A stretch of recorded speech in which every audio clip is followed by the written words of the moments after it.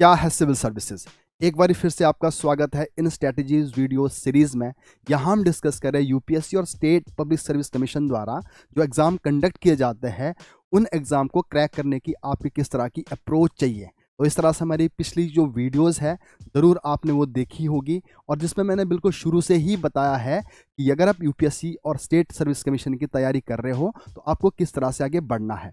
तो आज की जो ये वीडियो है काफ़ी इंपॉर्टेंट वीडियो है क्योंकि इसमें मैं डिस्कस करने जा रहा हूँ ऑप्शनल सब्जेक्ट के बारे में, क्योंकि ऑप्शनल सब्जेक्ट के बगैर इस एग्ज़ाम की प्रिपरेशन बिल्कुल अधूरी है। ऑप्शनल सब्जेक्ट एक बहुत बड़ा रोल प्ले करता है हमारी सिलेक्शन में। तो आइए डिटेल में समझते हैं ऑप्शनल सब्जेक्ट क्या है और इसको सिलेक्ट करते हुए आपको किन बातों का ध्यान रखना है।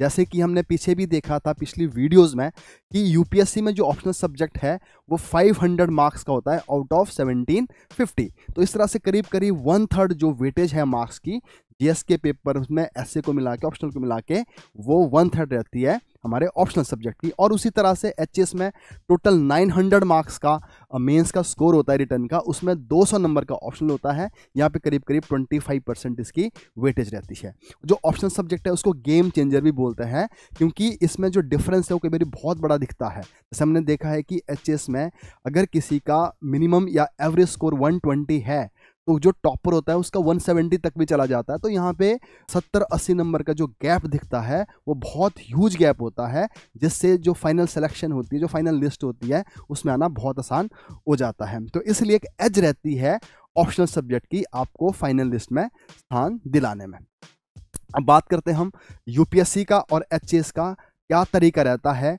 और कोर का एनालिसिस है वो क्या है। तो पेपर 2 होते हैं, ऑप्शनल सब्जेक्ट एक होता है 250 मार्क्स का ईच पेपर होता है। तो एवरेज स्कोर माना जाता है यूपीएससी में 250%, जो कि आपका 50% अगर आप स्कोर कर रहे हो, और गुड स्कोर माना जाता है 280 से लेकर 300 तक के बीच। हाँ, अगर आपका 350 या 340 तक आ गया तो वो तो एक्सीलेंट स्कोर है। उसी तरह से अगर हम एचएस में देखते हैं 2 पेपर होते हैं एक ऑप्शनल सब्जेक्ट के, 100 नंबर का एक पेपर होता है। तो यहाँ पे जो एवरेज स्कोर है 120 माना जाता है, गुड स्कोर 130 से 140 के बीच माना जाता है, जो एक्सीलेंट स्कोर है वो 140 से ऊपर आ जाता है, 170 और 80 भी आ जाता है। तो ये डिपेंड करता है कि सब्जेक्ट की नेचर किस तरह की है। तो अब नेक्स्ट बात करते हैं टाइप ऑफ ऑप्शनल सब्जेक्ट। देखो, जो ऑप्शनल सब्जेक्ट है अब आपको ये डिसाइड करना है कि आपने ऑप्शनल सब्जेक्ट कौन सा लेना है। तो इसमें आपकी जो पढ़ने की जो क्षमता है, जो आपका बैकग्राउंड है, जो आपका इंटरेस्ट है, वो डिसाइड करेगा आपको किस तरह का ऑप्शनल सब्जेक्ट लेना है। फिलहाल हम मोटा मोटा ये समझते हैं जो ऑप्शनल सब्जेक्ट होता है, सबसे पहले आता है टेक्निकल सब्जेक्ट, जिसमें आपने इंजीनियरिंग कर रखी होगी या मेडिकल से हो गया आप या मैथमेटिक्स से आपका। तो इस तरह से जो टेक्निकल सब्जेक्ट है वो ज़्यादातर वही प्रेफर करता है जिन्होंने वो अपनी डिग्री में पढ़ा होगा पहले। और फिर आते हैं नॉन टेक्निकल सब्जेक्ट, जिसमें history, geography, political science, sociology. तो इसको जिन्होंने डिग्री में पढ़ा है वो भी ले सकते हैं, जिन्होंने नहीं भी पढ़ा इंजीनियरिंग बैकग्राउंड से या मेडिकल बैकग्राउंड से है वो भी इन सब्जेक्ट को ले सकते हैं। कुछ सब्जेक्ट ऐसे थे जिसको मैं हाइब्रिड बोलता हूँ, जो कंप्लीटली साइंस भी नहीं होते और पूरी तरह से आर्ट्स के सब्जेक्ट भी नहीं होते। जैसे एंथ्रोपोलॉजी है तो पेपर 1 के लिए हमें थोड़ा सा बायोलॉजी लेवल का पढ़ना पड़ता है, पेपर 2 कंप्लीटली सोशियोलॉजी है।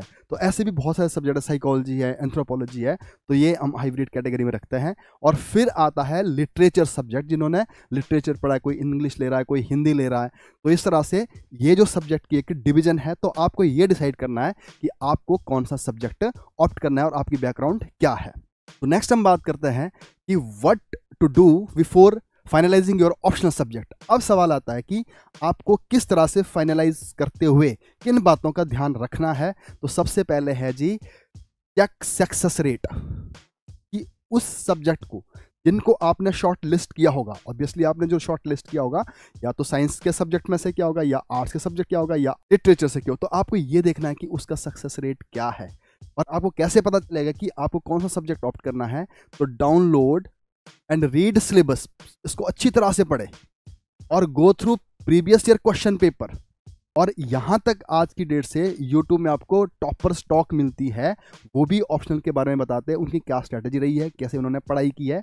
और सैम्पल लेक्चर ही पढ़े होते हैं आजकल यूट्यूब के ऊपर, देखोगे आप, तो इससे आपको बहुत बढ़िया एक फेयर आइडिया मिलेगा। और सैम्पल नोट्स पढ़े, एनसीईआरटी पढ़े उस सब्जेक्ट को जुड़ी हुई जिसको आप ऑप्ट करना चाहते हैं। और आपको ये भी देखना है असेस योर फिट, कि आपके लिए क्या ये फिट बैठता है, क्या आप इंजॉय करोगे इस सब्जेक्ट को, क्या इसके साथ सस्टेन रह पाओगे। और उसके बाद हमको देखना है evaluate, availability of material and mentorship. ये सारी चीज़ें अगर आपके पास है तो आप सोच सकते हैं कि हाँ मुझे इस ऑप्शन को ऑप्ट करना है। फिर नेक्स्ट सवाल आता है सब्जेक्ट का डायनामिज्म क्या है। तो डायनामिज्म का मतलब है कि कितना चेंज चाहता है सब्जेक्ट, कितना करंट अफेयर्स की एडिशन चाहता है। तो कुछ सब्जेक्ट होते हैं हाईली डायनामिक होता है, जैसे पॉलिटिकल साइंस है, पब्लिक एडमिनिस्ट्रेशन है, और उसी तरह से कोई और भी जो सब्जेक्ट है जो हमें लगता है कि इनमें बहुत ज़्यादा करंट अफेयर की ज़रूरत रहती है। और फिर नेक्स्ट लेवल पे आते हैं मीडियम, जैसे सोशोलॉजी है, ज्योग्राफी है, इनमें कुछ ही लेवल तक की हमें जो करंट अफेयर है वो ऐड करनी होती है। जैसे अब मॉनसून है, कंसेप्ट तो वही रहेगा, हाँ हो सकता है कि मॉनसून ज़्यादा आया इस साल, कम आया, और क्या असर पड़ा इसके ऊपर, तो उतना पढ़ना है आपको। और कुछ लो डायनामिज्म के भी होते हैं, जैसे फिलॉसफी है, लिटरेचर है, तो इनमें कुछ हमको ऐड करने की ज़रूरत नहीं पड़ती। तो ये भी आपकी खुद की एक नेचर होनी चाहिए कि आप किस तरह का सब्जेक्ट चाहते हैं। नेक्स्ट बात करते हैं की criterias to choose your option. ये बड़ा महत्वपूर्ण है, ये आपको ज़रूर ध्यान में रखना है। सबसे पहले आपको देखना है कि योर स्ट्रेंथ एंड बैकग्राउंड, कि अगर आपकी स्ट्रेंथ है उस सब्जेक्ट में और आपकी बैकग्राउंड बहुत ज़बरदस्त है उसमें, आप गोल्ड मेडलिस्ट हो अपनी डिग्री और मास्टर डिग्री में, तो इसका मतलब है कि आपके लिए वो बेस्ट सब्जेक्ट है। तो ये आपने चेक करना है। फिर है जी जेन्युइन इंटरेस्ट, क्या आपको उसको पढ़ने में इंटरेस्ट है, ऐसा तो नहीं किसी के कहने पर आप इस सब्जेक्ट को ऑप्ट कर रहे हैं। उसके बाद है जी आपको देखना सिलेबस की लेंथ क्या है, क्या उसको मैनेज कर पाओगे इजीली आप।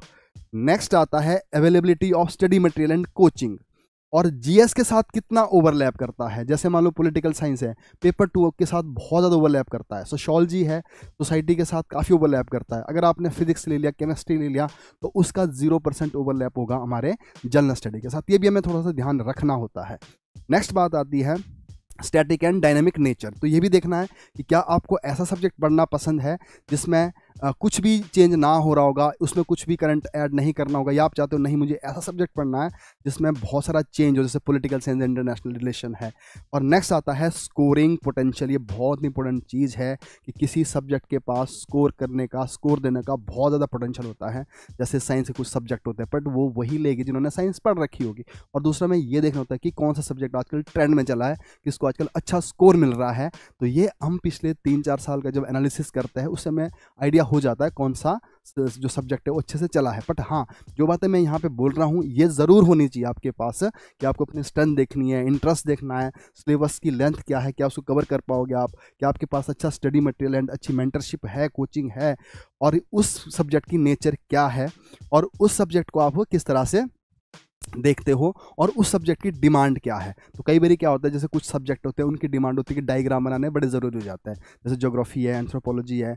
और कुछ सब्जेक्ट ऐसे हैं जहाँ पे डायग्राम बनाने की ज़रूरत नहीं पड़ती, बल्कि केस स्टडी की ज़रूरत पड़ती है, जैसे सोशोलॉजी है, फिलॉसफी है। तो ऐसा भी हमें देखना है कि हम उस सब्जेक्ट के साथ कितना फिट बैठते हैं। जैसे मुझे पता है कि शायद मैं इतने अच्छे डायग्राम नहीं बना पाऊँगा, तो मैं उस सब्जेक्ट को नहीं लूँगा। हाँ, इतना ज़रूर है कि जहाँ पर मुझे कोई केस स्टडी डालनी होगी या कुछ एग्जाम्पल डालना होगा, तो वहाँ पर मैं अच्छा खासा काम कर सकता हूँ। अब नेक्स्ट आती है how to prepare for the optional subject. हमें ऑप्शनल सब्जेक्ट कैसे तैयार करना है। तो सबसे पहले तो ये देखना है कि हमारा जो ऑप्शनल सब्जेक्ट है वो प्रीलिम से पहले ही कंप्लीट हो जाना चाहिए। कम से कम प्री से 6-7 मंथ पहले कंप्लीट आपका हो जाना चाहिए। अगर कंप्लीट भी ना हो, कम से कम प्री से 6-7 महीने पहले आपको पढ़ना ज़रूर है इसको, क्योंकि प्री से 3-4 महीने पहले आप ऑप्शन नहीं पढ़ सकते, क्योंकि उस टाइम आपको पूरा प्रीलिम्स के ऊपर ही फोकस करना होता है। फिर नेक्स्ट बात आती है कि जो ऑप्शनल जो टाइम लेता है वो कितना लेता है। जैसे मैंने पिछली वीडियो में बताया था, अगर आपने देखी होगी, कम से कम 4 मंथ और एक ऑप्शन सब्जेक्ट तैयार होने में लेता है। बाकी डिपेंड करता है उस सब्जेक्ट की लेंथ कितनी है, क्या आपकी बैकग्राउंड है उस सिलेबस के साथ। अब सवाल आता है कि हमको पढ़ना कैसे है, इसको हमको क्या करना है। कि एक बार सिलेबस हमने देखा, जैसे मैंने पीछे इन्हीं स्लाइड में मैंने आपको बताया था कि आपके पिछले टॉपर्स की बात सुननी है, सिलेबस को स्टडी करना है, प्रीवियस ईयर क्वेश्चन देखने हैं, तो उससे आपको एक आइडिया लग जाएगा। तो आपने फिर उस सिलेबस को 3 या 4 पार्ट या यूनिट में डिवाइड करना है, और साथ ही साथ आपको कंसाइज नोट्स बनाने हैं जिनको आप इजीली रिवाइज कर पाओ। क्योंकि जब हम जीएस का पेपर दे रहे होते हैं तो उसके नेक्स्ट डे भी हो सकता है आपका ऑप्शनल का पेपर, तो आपके जो नोट्स होने चाहिए वो बड़े क्रिस्प होने चाहिए ताकि आप इजीली उनको रिवाइज कर पाए। और आपको फोकस करना है शुरू में कंसेप्ट क्लियरिटी में और आंसर राइटिंग में। ये बड़ा ज़रूरी है, क्योंकि पढ़ने से ही सब कुछ नहीं होता, क्योंकि अल्टीमेटली आपको एग्जामिनेशन हॉल में डिलीवर करने हैं अपने आंसर। और इसमें एक चीज़ बड़ी ध्यान देने वाली है कि आपको PYQ सॉल्व करना है 5 से 7 साल के। अगर आपने 5 से 7 साल के PYQ सॉल्व कर लिए तो समझ लो आपका जो पूरा सिलेबस है वो कवर हो गया। और PYQ से हमें ये भी पता चलता है कि कौन से क्वेश्चन ऐसे जो बार बार ही पूछे जा रहे हैं, और चांसेस ये भी रहते हैं कि जो क्वेश्चन पीछे पूछे गए हैं वो रिपीट भी हो जाता है। तो इसलिए PYQ बहुत इंपॉर्टेंट चीज़ है, ये आपने ज़रूर करना है। और जैसे आपके PYQ हो जाते हैं तो साथ ही साथ आपने क्या करना है, टेस्ट सीरीज़, ये बहुत ज़रूरी होता है। तो टेस्ट सीरीज़ के बगैर भी ऑप्शनल की तैयारी नहीं होती। और अगर आप चाहो तो जो टॉपर्स होते हैं उनकी कॉपीज़ पड़ी होती है, कोचिंग इंस्टीट्यूट में पड़ी होती है, हमारे पास ही पड़ी होती है, तो उन कॉपीज़ को आप ज़रूर देखें। उससे आपको एक और आइडिया मिल जाएगा कि आंसर कैसे लिखा जाता है। अब बात करते हैं pro tips for optional success. एक ऑप्शनल सब्जेक्ट को आप कैसे सक्सेसफुल बना सकते हैं और कैसे उस सब्जेक्ट को आप तैयार करें ताकि वो आपको हेल्प करे, आपका नाम फाइनल लिस्ट में आ जाए। तो इसके लिए क्या है, अंडरस्टैंडिंग क्वेश्चन, अच्छी तरह से क्वेश्चन समझो, सिलेबस समझो, राइट, रिव्यू एंड इम्प्रूव, पहले लिखो फिर किसी को दिखाओ, फिर उसके बेस पर इम्प्रूव करो। और नेक्स्ट है कि चूज स्मार्टली, जैसे हमने पीछे डिस्कस किया कि ऑप्शनल को आपने किसी के कहने पर नहीं चूज़ करना, बल्कि स्मार्ट तरीके से चूज़ करना है कि आपकी बैकग्राउंड क्या है, आपका इंटरेस्ट क्या है, आपके पास स्टडी मटेरियल क्या है। इस तरह से आपने ऑप्शनल सब्जेक्ट को चूज़ करना है। और कंसिस्टेंसी ओवर ऑल, तो आपको लगातार पढ़ना है इसको, इसमें आप ब्रेक नहीं दे सकते। 3-4 महीने लगातार पढ़ना है, उसके बाद रिवाइज करना है, उसके बाद PYQ करना है, फिर आपने आंसर राइटिंग की प्रैक्टिस ज़रूर करनी है। अगर आप इस तरह से ऑप्शनल के साथ डील करोगे तो मैं आपको 100% गारंटी के साथ बताता हूं कि आपका बहुत बढ़िया स्कोर आता है। हाँ, बट एक बात ज़रूर ये देखनी है कि कुछ सब्जेक्ट अच्छा स्कोर नहीं दे रहे होते, वो 10 में नहीं होते, तो इसके लिए कोई साइंटिफिक आंसर नहीं होगा मेरे पास। बस ये देख लो आप जो पिछले रिजल्ट्स होते हैं उससे हमें आइडिया लगता है कि कौन सा सब्जेक्ट अभी चल रहा है, कौन सा नहीं चल रहा है। हाँ, अगर आपने तैयारी सही से कर ली, अगर वो सब्जेक्ट नहीं भी चल रहा है, अगर आपने उसको सही से तैयार कर दिया, आपका इंटरेस्ट है, अच्छे से आंसर लिख लिया, अगर आपको एक्सीलेंट स्कोर नहीं देगा, एवरेज और गुड स्कोर तो ज़रूर देगा। तो ऐसे कोई घबराने की बात भी नहीं है। अगर आपके सारे पैरामीटर एकदम फिट बैठते हैं उस ऑप्शन के अगेंस्ट, तो नहीं भी चल रहा होगा तो भी कोई बात नहीं। बट फिर भी मैं चाहूँगा कि आप अपना ऑप्शन वाइजली डिसाइड करें, क्योंकि एक बार अगर ऑप्शन सही से डिसाइड करोगे तो आपको बार बार चेंज नहीं करना पड़ेगा।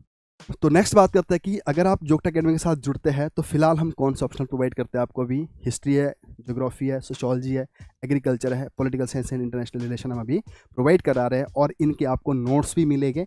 हाँ, अभी ये जो वीडियो बन रही है अभी फ़िलहाल के लिए ये है। जब आप आगे कभी भी ऑप्शनल सब्जेक्ट कोई पढ़ना चाहते हैं, कोई दूसरा ऑप्शन पढ़ना चाहते हैं, तो आप एक बार ज़रूर इंक्वायरी करें। तो हो सकता है कि तब तक हमारे पास वो वाला सब्जेक्ट भी तैयार हो, उसके नोट्स भी तैयार हों। तो हमारे पास जब आप ऑप्शनल पढ़ते हो तो हम आपको क्या प्रोवाइड करते हैं, एक तो एक्सपर्ट फैकल्टी होगी, और दूसरा स्ट्रक्चर्ड कोर्स होगा एक जो टाइम बाउंड मैनर में कंप्लीट होगा और कंप्लीट सिलेबस को अच्छे से कवर करेगा, और फोकस करता है आंसर राइटिंग के ऊपर, ये बहुत ज़रूरी होती है, और PYQ के ऊपर। रेगुलर टेस्ट सीरीज होगी और डिटेल्ड आपको फीडबैक मिलेंगे, और साथ ही साथ आपको जो क्लासेस है वो ऑफलाइन, ऑनलाइन और रिकॉर्डेड मिलेगी, और मेंटरशिप भी आपको प्रोवाइड करवाई जाएगी। और सबसे इंपॉर्टेंट चीज़ है नोट्स, तो नोट्स भी आपको यहीं से मिलेंगे। तो क्लासेस हो गई, नोट्स हो गए, टेस्ट सीरीज हो गई, और आंसर राइटिंग को कैसे करना है, उसकी क्या स्किल है, वो भी आपको इसमें ही सिखाई जाएगी। तो अगर आप ऑप्शनल को सही से ऑप्ट करोगे तो वो आपकी जो तैयारी है वो उसको और ज़्यादा आसान कर देता है। तो अगर आपकी किसी तरह की और भी कुछ क्वेरी होगी ऑप्शन को लेकर तो आप हमारी एकेडमी में विजिट कर सकते हैं और मुझसे बात भी कर सकते हैं। तो उम्मीद करता हूं कि जो हमारी ये वीडियो सीरीज़ है इससे आपको बेनिफिट मिल रहा होगा, कि इस तैयारी के बारे में आप समझ पा रहे होगे और अपने बारे में जान पा रहे होगे कि आप इस तैयारी को कर सकते हैं, और अगर कर सकते हैं तो कैसे इसको अप्रोच किया जा सकता है। तो नेक्स्ट वीडियो है मेरी उन लोगों के लिए आ रही है जो वर्किंग प्रोफेशनल है और कॉलेज गोइंग स्टूडेंट्स है। तो तब तक के लिए धन्यवाद।